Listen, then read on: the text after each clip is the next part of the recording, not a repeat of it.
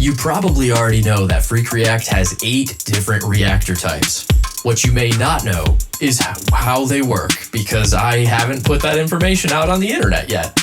But let's change that with this video. We are going to dissect each reactor one at a time. But first, let's take a look at our profile and how it's baked. With this profile, I want to capture the kick and the bass together, but I want the kick drum to be the dominant driving force.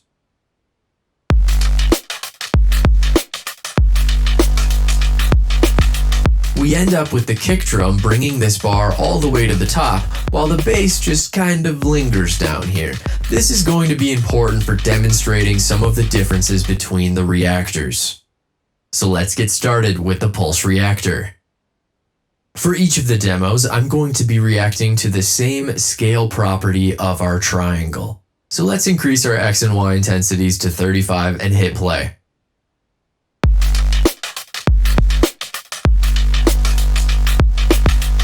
Throughout this video, we'll be utilizing the graph view to help visualize exactly what each reactor is doing. We won't initially see anything on the graph view because FreqReact is working with expressions. We actually have to go into the scale property and enable the graph view for expressions. Now we see it. Let's go ahead and start exploring the mods. For now, we're going to skip over the additive mod to check out decay. Watch the graph view to see what changes as I drag this slider.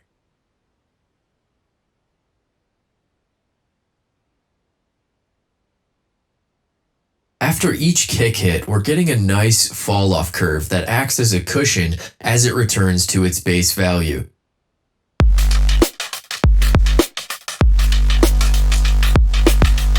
Let's move on to smoothing. This is definitely a more subtle effect, but let's again look at the graph view as I slide this up. So now it's at 100, and I'll switch it back to 0, and once again back to 100. It's simply rounding out the peaks and smoothing everything out. Let's take a look.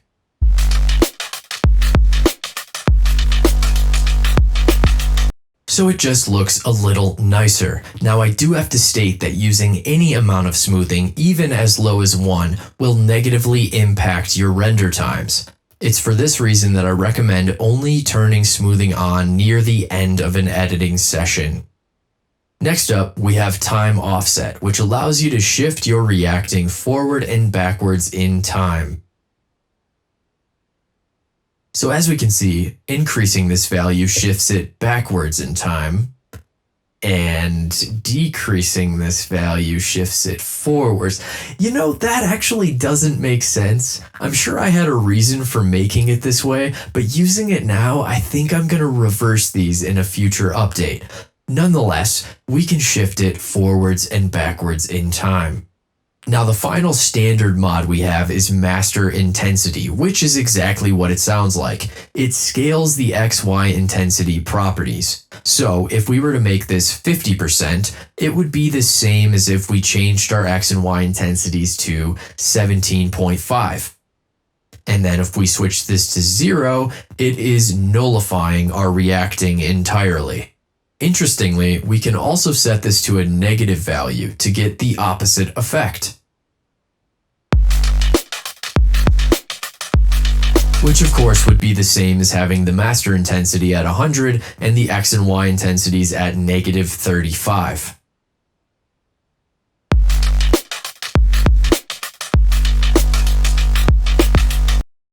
The final thing to say on master intensity is it can be used to scale past 100%. So what can this actually go to? Okay, it's 1,000. And then let's also max out the X and Y intensities, which, what are these capped at? Okay, looks like it's 5,000. So we now have a value that goes from 0 to 100,000 in a split second. Why would anybody need it this high? I have no idea, but actually, I used to have this capped much lower until a user requested that I increase it. So as long as there's someone out there using these insane values, that's all that matters. Now that we've looked at the other mods, it's time to take a look at additive. Now this mod might be self-explanatory, but check out the graph when I turn it on. It's drastically different. What we see is we are reacting in an additive way, where over time we are accumulating value. To better illustrate this, let's make our triangle nice and small, and then increase our x and y values so that it grows quickly.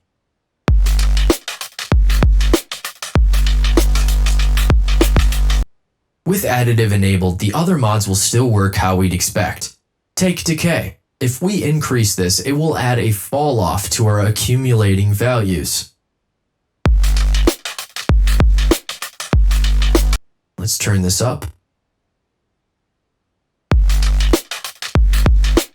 Actually, to fully demonstrate what this is doing, I'm going to go back into our profile and bake it to where it's only reacting to the kick drum. Let's go ahead and shrink this down, bring it over. Beautiful, let's bake that. So with 0 decay, we're getting these sharp shelf increases.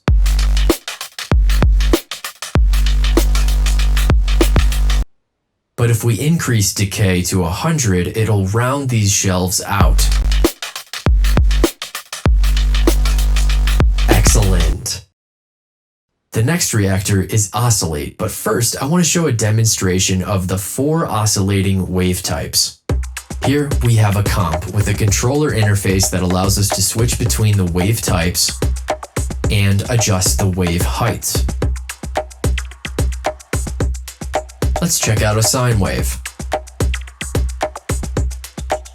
and a triangle wave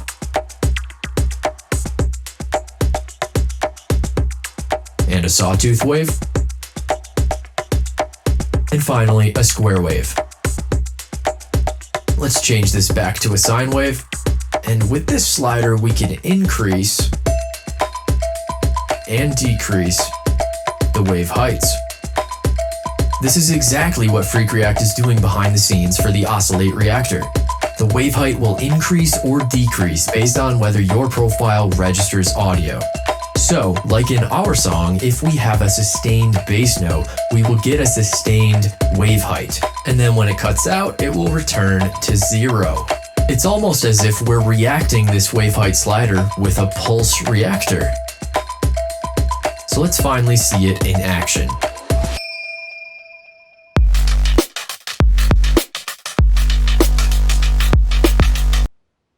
If we were to come into the graph view, we could see exactly what we just demonstrated. These sine waves are getting activated every time the beat is coming in. Let's check out the remaining wave types, starting with triangle, sawtooth, and square. Let's switch this back to sine and explore what happens when we turn on additive. So there's a subtle change there. The difference is, with additive enabled, it's going to remember its place in the wave cycle. When our profile registers audio, it will advance through the wave cycle. Then when it ceases to register audio, it will hold. Then it registers audio again and it continues from then on. Rinse, repeat. To really show this off, I'm going to decrease our wave speed down to 15, which gives us these really long drawn out waves.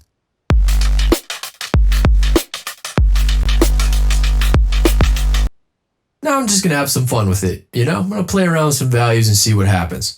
So let's try a sawtooth wave and increase the speed a little. And then maybe turn off additive.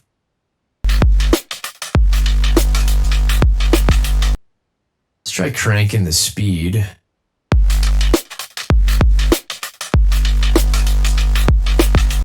Let's turn up the decay. And actually, let's just turn this all the way up.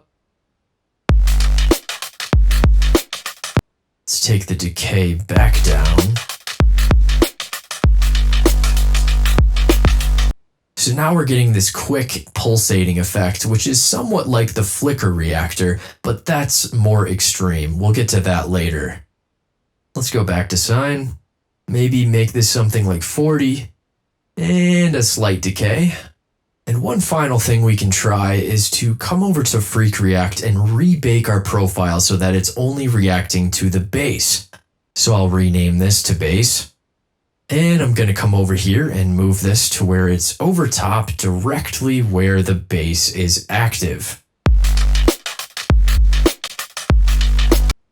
Okay, I think it needs to go a little lower. Let's rebake. Now we're going to get some really clean waves.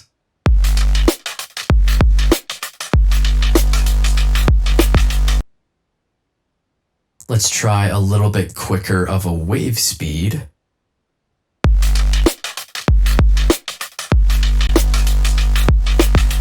Nice. Next up, we have the switch reactor. Now, it's a pretty basic reactor, so let's see if we can understand what it's doing just by watching it in action.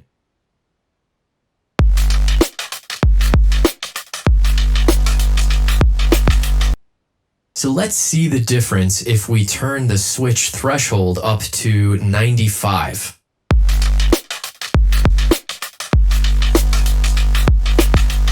Okay, so it seems like it's only reacting to the kick drum. Now let's try 12.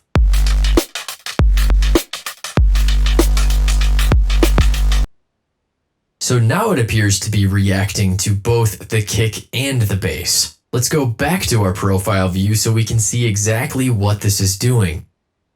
The switch threshold corresponds to the bar on the right. If we had our threshold set to 50%, it would take enough audio to push this bar past the 50% mark, and only then would it turn our switch to an on state. When we had it set to 95, we need a lot to push it past that bar. But then when we lowered it to 12, both the bass and the kick drum were enough to push it past the bar, turning our switch to an on state. With our switch threshold still set to 12, let's go back, open the graph view, and watch it one more time. Oh, that's clean. Next up, wiggle. This reactor will be very familiar to you if you've ever used the wiggle expression. All it's doing is modulating to the wiggle amount based on the audio your profile is registering. Let's go ahead and increase our X and Y intensities. And down in the graph view, we can see that we get some wiggly chaos that lines up to our kick and bass. Let's see it. When we turn the wiggle speed down to 5, we get a much more drawn out, calm wiggling.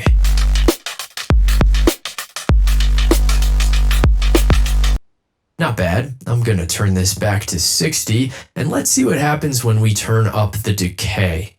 I'm going to go to the graph view and zoom in on a singular section. Notice when the kick hits, we have a sharp wiggle burst, followed by the sustained bass note, and then it chops off. Now watch what happens when I increase this to 100. The once sharp kick note is now fading into the sustained bass note, and where it used to be chopped at the end, we now get a long tail of wiggling. Now I don't think this is going to look very good, but let's see it.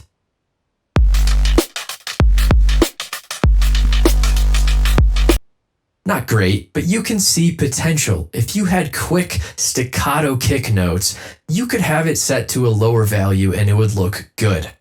So let's turn this back to 0, and out of curiosity, I want to see what happens if we turn this way the heck up. So let's try something like 400. That's not enough. Let's try cranking it to 2000. Okay, I like where this is going. It's not really even a triangle anymore, but let's duplicate it a few times. Let's actually keep duplicating it, okay? And then if we turn the stroke thickness down, we get...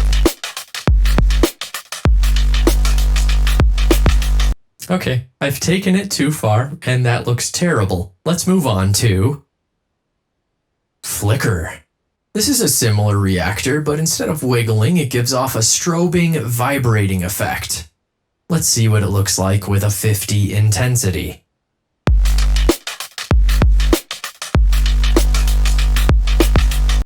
You may notice that this is very similar to the Oscillate reactor.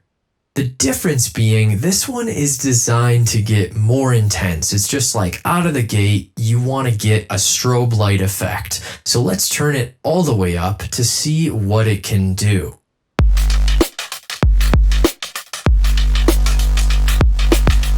In fact, let's keep increasing it. Don't worry, I won't fly off the rails this time.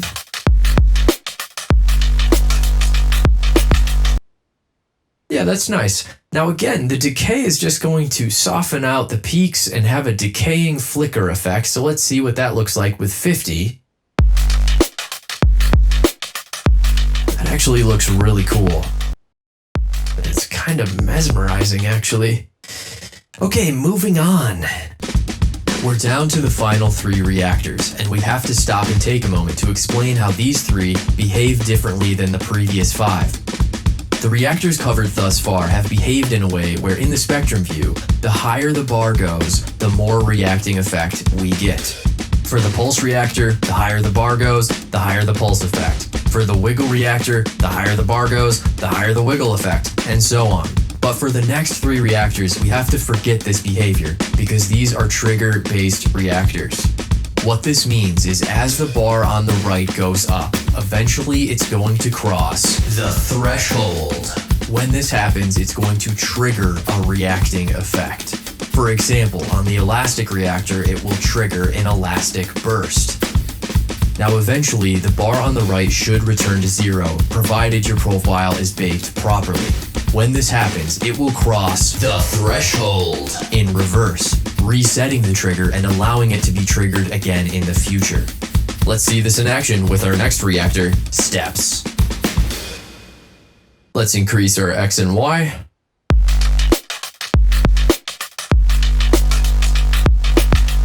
Every time our profile registers a trigger, we're going to increment forward 1 step. In this case, our number of steps is set to 2, which means we start at step 1, it triggers, it goes to step 2, then it triggers again and returns to step 1. Let's increase this to 4 steps. So now we have step 1, it goes to step 2, then step 3, then step 4, and then it returns to 1.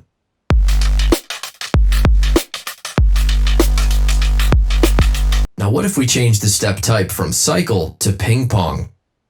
Now what's going to happen is as soon as we reach that top step, it's going to increment backwards. So we'll now get 1, 2, 3, 4, 3, 2, 1.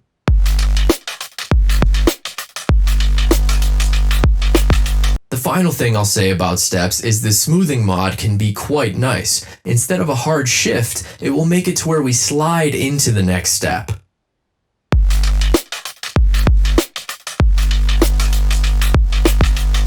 Alright, next up we have the trigger reactor. This one's definitely better seen than explained, so I'll increase the X and Y and let it rip.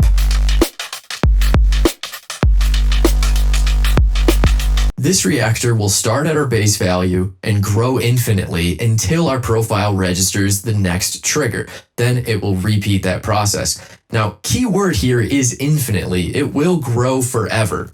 So for that reason, it is one of the more tricky reactors to master, but it's worth it. We can get some interesting effects if we mess around with making this negative and then increase the base value.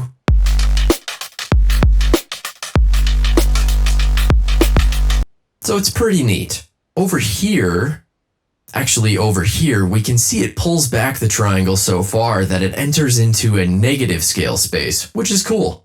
Now you might be wondering why this reactor is named trigger. After all, I could have named it something like grow or expand, but it's named trigger because if you have an understanding of expressions, you can use this reactor to create your own custom reactors, which is exactly what's happening with the elastic reactor. This is a fun, bouncy reactor that realistically you're not going to use often, but when you do, you're going to have a heckin' good time.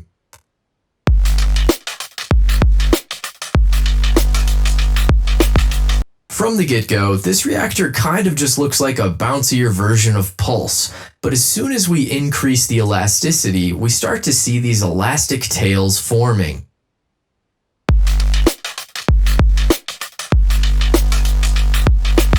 As Evan Abrams once said, now we're feeling fun.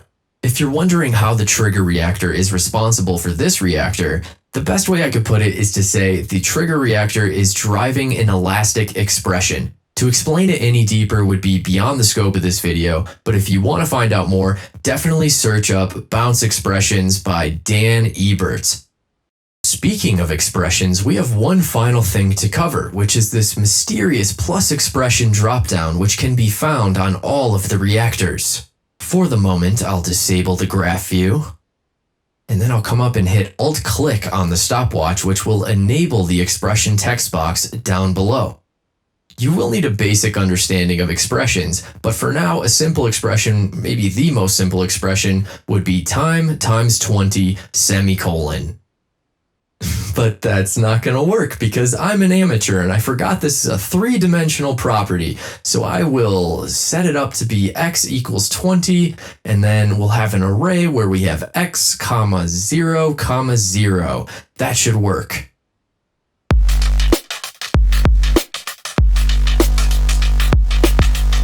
All this is doing is infinitely increasing the scale only on the x-axis at a rate of time times 20. If I come in here and increase it to 100, it will grow much quicker.